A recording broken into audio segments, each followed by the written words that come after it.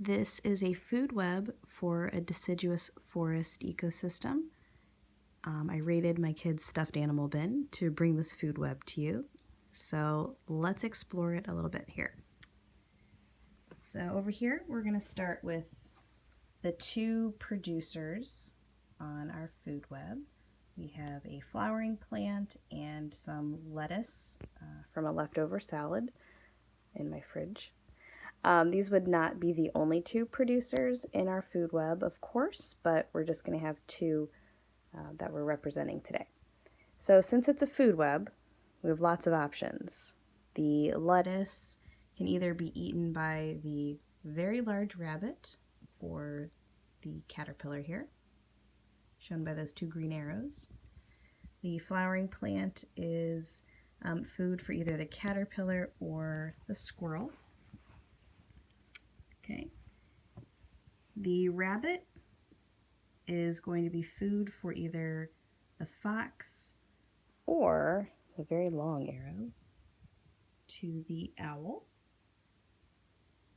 The caterpillar is going to be eaten by the hedgehog, who then could either be eaten by our owl or the fox up here. And going back down here to the squirrel, he might become food also for the owl. Back up here to the fox, we have one more option. He could possibly be food for the bear. And, hey, wait, that's not a real animal. How does the unicorn get in here? You don't belong here. The arrows, remember, show the flow of energy.